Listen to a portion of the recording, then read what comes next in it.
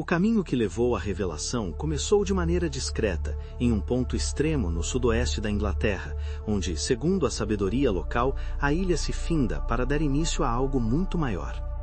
Ali, em uma manhã marcada pela névoa e pelo mistério que sempre envolveram aquela região lendária, lar de mitos arturianos e da busca pelo Santo Graal, um evento singelo desencadearia a recordação de uma epopeia cósmica há muito esquecida.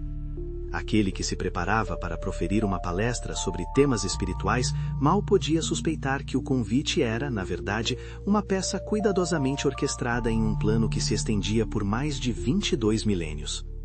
Enquanto observava a paisagem em Land's End, horas antes de seu compromisso, o inesperado aconteceu. Sem que as pessoas ao redor percebessem o significado do momento, um artefato voador pequeno e singular aproximou-se. Seu piloto, um ser estranho, fez um aceno seguido de uma leve inclinação de cabeça. Esse gesto quase imperceptível foi o sinal há muito aguardado. Naquele instante, descerrava-se o véu que encobria um passado perdido nas brumas do tempo, um passado conectado a um parceiro irmão de antigas aventuras interdimensionais. A mensagem sutil daquele ser misterioso não apenas revelava a história esquecida, mas também trazia uma clareza inesperada sobre o momento presente, permitindo vislumbrar fluxos futuros de acontecimentos. Tudo isso se processava através de um despertar lento, coordenado por uma inteligência que transcendia a condição humana. As recordações, vívidas e coloridas como um filme, eram projetadas na mente do receptor em intervalos irregulares, movidas por uma força alheia à sua vontade pessoal. Este era o produto de um conhecimento que não pertencia ao escriba terreno, mas sim a um autor situado em um contexto de outra cultura e nível tecnológico, a quem cabia apenas registrar o que se revelava. A narrativa que se iniciava prometia complementar e aprofundar os eventos há muito descritos sobre os desdobramentos da rebelião de um antigo comandante, o papel das antigas famílias cósmicas nesse processo e especificamente as trajetórias das famílias Val e Iel até o seu exílio forçado na Terra. Era crucial, desde o início, compreender o contexto temporal. Os personagens principais e o narrador não possuíam a natureza humana tal como é conhecida atualmente. Eram sim detentores de um padrão psíquico avançado, mas pertenciam a uma das muitas raças intermediárias que existiam naquele tempo. Representavam um estágio evolutivo entre o gênero Demo, em suas expressões mais recentes, e o gênero Homo, que, embora ainda inocente naqueles dias distantes, já manifestava o senso desperto da racionalidade. O destino daquelas famílias exiladas, que chegaram à Terra após os tumultos cósmicos, permanecia em suas consciências, agora investidas da forma humana. Contudo, alguns poucos seres pertencentes à força original ainda mantinham sua condição primária. Eles participavam de uma operação de camuflagem, destinada a preservar o que restava do quartel-general da rebelião e de seu legado confuso, um enigma que só agora começava a ser exposto àqueles que herdaram o problema. O sinal recebido naquele ponto da Inglaterra marcava o início da decodificação de um dos maiores mistérios, o enigma da dimensão conhecida como Sham-Aha, onde o passado, o presente e o futuro convergiam em uma realidade potencializada, mas estranhamente deteriorada. A jornada para entender a essência da experiência humana e cósmica estava apenas começando, ancorada na memória reavivada por um simples aceno. O enigma da dimensão conhecida como Sham-Aha tornava-se central. Os seres cósmicos, preocupados com as descobertas recentes, tentavam transmitir suas informações aos irmãos Biodemo que haviam sido dimensionados em Sham-Aha, o posto avançado dos rebeldes. No entanto, as comunicações que antes fluíam sem grandes problemas, agora se tornavam inconstantes e distorcidas. Embora problemas técnicos sempre tivessem ocorrido desde que o grande grupo aportou no planeta, a ênfase e a frequência com que o desalento os invadia eram uma novidade exasperadora. Sentiam-se crescentemente incapazes de interagir plenamente com o processador, a rede operacional que, surpreendentemente, havia acatado a consciência de muitos rebeldes que chegaram mais tarde, um fato que, a princípio, pareceu impensável. A equipe Val, que monitorava a rede, notava que, enquanto a comunicação com os Val dimensionados fluía bem em certos assuntos, em outros a decodificação das mensagens era falha. Esse problema havia se agravado exponencialmente desde que o quartel-general dos rebeldes se transportara para aquela dimensão. A chegada de tantos seres com a condição mental já afetada parecia ter imposto um estresse operacional no processador, causando distúrbios na interação. Paradoxalmente, a convivência desses recém-chegados com os 6 Val que já residiam ali produziu tanto aspectos positivos quanto negativos, indicando a complexidade daquele novo arranjo dimensional. Segundo os registros compilados, a dimensão de Shambhala havia sido percebida pelos 9 Val originais, que ali se encontraram sem entender como, há mais de 500 mil anos. A primeira comunicação efetiva, mediada pelo processador, ocorreu há cerca de 460 mil anos, mas foi apenas nos últimos 180 mil anos que um dos líderes Val conseguiu desenvolver um método mais preciso para lidar com o fluxo de informações. O registro, porém, revelava um mistério ainda maior. Não havia dados claros sobre a passagem de todos os demais membros da família Val que foram se extinguindo ao longo do tempo por aquela dimensão. Quando os 3 primeiros dos 9 originais desapareceram de Shambhala, suas consciências foram percebidas habitando entre os seres dos portais, ou até mesmo entre os humanos, sugerindo um caminho de migração que parecia ser único. Os Val subsequentes que migraram para a espécie humana não haviam passado por Shambhala, o que intensificava a dúvida sobre por que aquele grupo inicial havia se congregado naquele lugar desconhecido, que, no entanto, passou a fazer parte da história da família por meio milhão de anos. As conexões daquela dimensão se estenderam até o século XIX, quando um dos últimos membros Val a permanecer em Valhalla teve o privilégio de utilizar as tecnologias desenvolvidas ali para acompanhar o trabalho espiritual que culminou na codificação francesa, um processo que lhe rendeu grande benefício na compreensão espiritual. Naquele período específico, laços profundos ligavam ao menos 4 ressonâncias da família Val, uma mergulhada no gênero Homo, na pessoa do codificador, outra em estado de espírito livre, conhecida em seus escritos como Zéfiro, um antigo Val que viria a ser reconhecido como romancista espiritual, o próprio Val Aten em Valhalla e o narrador, que observava os fatos terrestres de uma cidadela onde mantinha a forma original adaptada. Desde a sua chegada, os 9 Val se sentiram confrontados com uma complexidade que só poderia ser produto de mentes inteligentes, uma sensação que eles estavam aptos a reconhecer e distinguir de produções aleatórias. Contudo, Shambhala diferia de outros ambientes que eles conheciam. Embora fosse uma realidade potencializada, a vida ali parecia ter se esvaído e a estrutura da dimensão começara a desmoronar. Estranhamente, o processo de deterioração, semelhante à oxidação terrena, parecia ter cessado em algum ponto indefinido no passado. O que os olhos dos Biodemo, agora em estado astralizado, percebiam era o reagrupamento no centro de uma cidade gigantesca, meticulosamente planejada, que se expandia em todas as direções. Essa vastidão, que se estendia inclusive para cima e para baixo, estabelecia o cenário do grande mistério que eles estavam prestes a desvendar, um mistério que desafiaria toda a lógica científica que haviam acumulado ao longo de sua existência cósmica.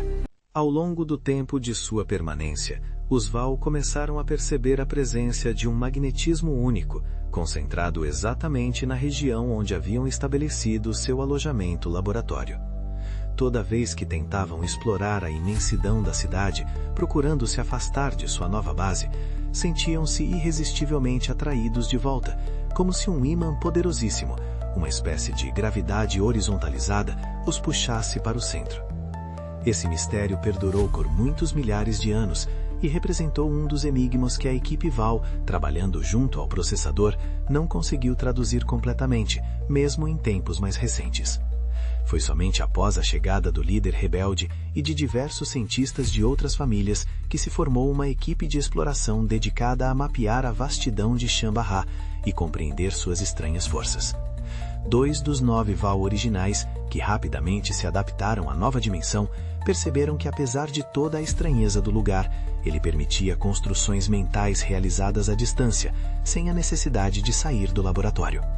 Utilizando essa habilidade, eles planejaram a edificação de um detector radar, que seria construído exatamente na intersecção das coordenadas centrais.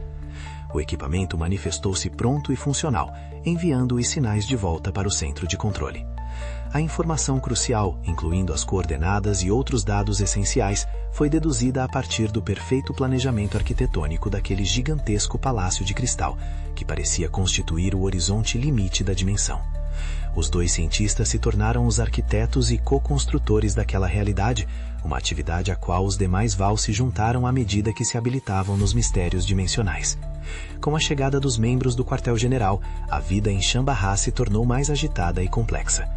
O narrador, que permaneceu na equipe do processador e manteve seus padrões de consciência e corpo biodemo originais, pode posteriormente decifrar todas as informações que não foram traduzidas na época, acumuladas até o momento em que seus companheiros migraram suas consciências para a espécie humana. Com o desenvolvimento de veículos especiais, capazes de gerar força suficiente para superar a gravidade estranha que tinha seu polo fixado no alojamento laboratório, os dimensionados confirmaram sua suspeita. Viviam em uma cidade sem habitantes, mas claramente edificada para acomodar um número significativo de moradores, dos quais não se encontrava vestígio aparente. Utilizando métodos de datação temporal, associados a um padrão de verificação comparativa ao tempo de vida das espécies biodemo no universo, eles constataram o impensável para seu senso científico. Aquela dimensão havia sido construída em um tempo muito anterior ao surgimento das famílias biodemo. O espanto aumentou quando um dos cientistas Yale percebeu que o limite vibratório daquela faixa de realidade estava extremamente próximo, como se uma forma envidraçada circundasse cada consciência presente, impondo uma realidade fixa. Bastava limpar o vidro à sua frente para que surgissem dois tipos de percepção: a projeção de um filme, repetindo a história pregressa daquela dimensão e sua vinculação com alguns planetas do Sistema Solar, em especial a Terra, e o acompanhamento imediato do que se passava na superfície terrestre, bastando fixar as coordenadas mentais de atenção. Essa descoberta revolucionária definiu grande parte da interação daqueles seres com os acontecimentos na Terra e se tornaria a chave para projeções futuras. Foi essa mesma técnica que permitiu a um dos líderes Yale projetar sua imagem perante aqueles que estavam na Terra e, mais tarde, aproximar-se de um importante ser espiritual da época. Mas o segundo aspecto da descoberta era o mais aterrador. Traçando as correspondências possíveis com a cronologia universal, aquela faixa de realidade era, na verdade, uma singularíssima nave residência-laboratório, que havia sido astralizada há aproximadamente 3,4 bilhões de anos, quando ainda não existia sequer qualquer geração de seres biodemo. O mistério sobre a verdadeira origem daquele lugar estava prestes a se desvelar. A revelação de que Shambarra era uma nave-laboratório de bilhões de anos redefiniu completamente o entendimento dos seres dimensionados. Segundo os padrões de comparação estabelecidos, o tipo de ser urdido naquela nave se encaixava mais no padrão Demobil, ou seja, seres com alto padrão genético Demo e um baixo ou baixíssimo padrão biológico. Eles, os biodemo, haviam sido criados com o padrão inverso, sendo muito mais biológicos em sua constituição corporal, embora seu psiquismo ostentasse o padrão Demo. Pelo que os dimensionados puderam deduzir dos registros contidos nos filmes projetados, as projeções holográficas, aqueles seres antigos pareciam ainda não ter corpos biologicamente bem assentados, apresentando diversificação e padrões intermediários aos que se verificavam nos seres animalizados do planeta e de outros mundos conhecidos. O aspecto mais deprimente e assustador que se pôde perceber era que aqueles seres, denominados de geração Fenvan, eram produzidos por mentes misteriosas, situadas além de suas percepções. Eles já nasciam prontos para a coexistência, assim como os biodemo, mas essa coexistência se dava em um nível de monstruosidade comportamental nunca antes visto, exceto na natureza do planeta e em alguns recantos sombrios do universo. Quando os humanos surgiram, fizeram-no em um ambiente que já havia gerado espécies monstruosas, o que habituou o psiquismo terráqueo a considerar normal a mistura de seres complexos e animais monstruosos em um só planeta, embora este fosse um aspecto raro, típico de mundos laboratórios. O detalhe perturbador era que os Fenvan já nasciam com inteligência, mas lhes era negada qualquer possibilidade de não serem violentos, devido ao modo como eram recebidos e ao código genético que predestinava seus corpos à fúria. O poder mental que desenvolviam parecia estar diretamente relacionado à dor e à raiva que sentiam, por serem tratados de forma tão cruel por aqueles que pareciam estar no comando das centrais recebedoras. Eles se destruíam mutuamente por diversos motivos e tinham o hábito mórbido de guardar os cadáveres atrofiados. Um estranho fenômeno de encolhimento ocorria nos corpos dos aniquilados, nos lugares mais distantes dos polos ou pilares de sustentação daquele gigantesco teatro dimensional. O líder rebelde percebeu que, em vida, os Fenvan formularam suas próprias crenças, ajuntando os corpos no horizonte limite da realidade, por receio de que as consciências dos mortos voltassem a ser atraídas para junto dos vivos. As projeções holográficas mostravam a quantidade de polos luminosos que fluíam em todas as direções, mas dos quais os biodemo dimensionados sentiam apenas a força, agora concentrada em um único foco ou centro de atração. A entropia daquele lugar, deduziram, parecia ser promovida por essa força, que agia como uma espécie de buraco negro, cumprindo ali função semelhante à de um no nosso universo. Expedições foram feitas para confirmar a existência dos corpos atrofiados, um fato que veio a ser atestado. Confrontado com aquela verdade insofismável, o líder rebelde e seus companheiros começaram a elaborar deduções sobre mais uma trágica experiência existencial. Mais uma vez, forças invisíveis e poderosas pareciam manipular a existência de diversos seres com objetivos desconhecidos. A busca por respostas os levou a um novo nível de compreensão sobre a manipulação em escala cósmica. A investigação sobre os Fenvan revelou que eles sofriam de uma dormência incompreensível, que parecia chegar sem aviso e os levava a se isolar em aposentos individuais fortificados, construídos com uma tecnologia voltada para o labirinto mental de senhas de proteção. Essas habitações blindadas tinham o objetivo de proteger os seres de qualquer força externa que pudesse atingi-los durante o sono. A grande quantidade de habitações visíveis em Shambarra estava relacionada a esses aposentos de proteção, pois a cultura local acreditava que a dormência era uma invasão de mentes externas que visavam dominar seus corpos e personalidades, a fim de escravizá-los ainda mais. Contudo, nem todos possuíam esse dormitório seguro, e aqueles pegos pela sonolência em fuga para algum lugar ermo nem sempre voltavam a acordar.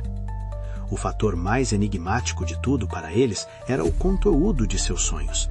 Normalmente sonhavam com seus ancestrais progenitores, que viviam em outra dimensão, mas o grande medo era acordar modificados mentalmente após essas vivências. Eles acreditavam que esses ancestrais eram, na verdade, os invasores e que os Fenvan eram meramente repasto, tendo suas componentes genéticas apropriadas durante o período de sonolência inevitável. Essa apropriação, às vezes, resultava em mudanças significativas no intelecto, invariavelmente conduzindo a uma forma de loucura que perturbava ainda mais o ambiente. Os Fenvan referiam-se às mentes por trás dessa manipulação, fossem elas ancestrais ou não, como decorrentes da promessa de um desconhecido Morrensó. Quando o líder rebelde confrontou essas informações, ele logo pontificou que tais ancestrais progenitores eram os mesmos que seus próprios estudos apontavam como fazendo parte da força operativa de uma antiga família cósmica, que tinha membros em torno de um comandante. Se essa impressão estivesse correta, ele havia tido o grande azar de se confrontar, tanto no universo quanto naquela dimensão, com uma classe de seres que pareciam ser os construtores das naves originais das famílias Biodemo, e também daquele tipo de nave onde estavam agora. O enigma se aprofundava. Qual o significado da presença desses construtores na origem da experiência Biodemo e Demo-Bio? O que significavam os lacres mentais que nasceram junto com o surgimento dos Biodemo, que, diferentemente dos humanos da Terra, jamais haviam sofrido interferência genética nesse sentido. A perplexidade aumentou quando se percebeu nas holografias que a produção de seres Fenvan havia cessado abruptamente. Todos os remanescentes se extinguiram por doenças, precisamente a partir do ponto em que desenvolveram medicamentos para se libertarem da dormência, um fato que, presumivelmente, selou a extinção geral da espécie, pois cessaram de ser úteis aos seus criadores construtores. A dedicação à compreensão daquele contexto levou os dimensionados a um profundo mergulho na busca pelo significado da existência, tanto nas circunstâncias que os Val atravessavam na Terra, quanto naquelas vividas pelos seres extintos de Shambarra. Outro aspecto crucial descoberto foi a capacidade de sintonizar mentalmente com certas dimensões dos seres dos portais, entes puramente demo, obtendo um nível de conhecimento surpreendente sobre suas faixas de realidade. O mais interessante era que esses seres demo lidavam com os mesmíssimos problemas de busca pela origem e destinação de suas vidas que afligiam os biodemo, e pareciam se relacionar mais objetivamente com os chamados seres superiores de sua hierarquia, do que os próprios Val com o misterioso comandante. Todas essas descobertas, embora ampliassem o conhecimento, começaram a convergir para uma resposta perturbadora: a manipulação de mentes poderosas como pano de fundo de toda a existência. A vivência em Shambarra, com todas as suas revelações sobre a manipulação em escala cósmica, começou a conduzir os seres dimensionados a um sentimento de revolta jamais antes experimentado. O líder rebelde e todos os Val e outros cientistas ali residentes começaram a adoecer profundamente em decorrência da percepção de todo aquele contexto. As assinaturas de suas consciências mais tarde permitiram deduzir que algumas daquelas personalidades biodemo, agora enlouquecidas pela revolta, especialmente membros de uma das famílias envolvidas, terminariam por personificar alguns dos ditadores mais insanos da história humana na primeira metade do século XX.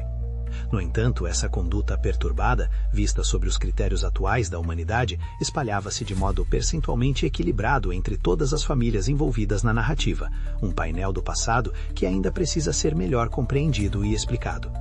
O planeta, por sua vez, havia se tornado o foco de uma atenção universal, o canal de mais elevada audiência em todos os quadrantes da criação.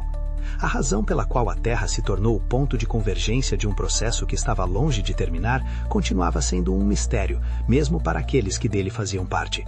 Afinal, descobrir as causas que levaram uma nave realidade com dimensão própria a se acoplar aos níveis astrais do mundo em um tempo em que só existiam seres unicelulares no planeta inóspito fugia ao alcance do conhecimento corrente. Shambaha, a nave laboratório, ainda existia e deveria existir por muito mais tempo. Seu enigma permanecia, aguardando o tempo em que seus criadores pudessem esclarecer todo o contexto. Houve, contudo, no meio das mensagens interceptadas, uma em particular, conhecida como a mensagem Talm, somente decifrada muito depois. Ela representava um recado para a posteridade dos próprios seres que haviam criado os Fenvan e provavelmente aquela nave realidade. Essa mensagem crucial, compreendida em tempos mais recentes, adicionou mais uma camada de profundidade ao drama cósmico, mas não fez parte da vivência dos dimensionados originais. O aprendizado colhido dessas experiências, agora traduzido para o entendimento dos que permaneciam, demonstrava a riqueza da percepção obtida a partir da vivência dos irmãos biodemo naquela dimensão. A busca incessante pela origem, a compreensão da manipulação e o papel central que o planeta ocupava neste drama evolutivo eram o legado de Shambaha. A jornada para desvendar as complexas interações dessas raças de fora com a vida que se desenvolvia em meio a um turbilhão de conflitos e interesses jamais convenientemente percebidos estava longe de se completar, mas a verdade sobre o fundo histórico da epopeia humana começava finalmente a ser registrada para aqueles que tinham olhos para ver e ouvidos para escutar a história das estrelas.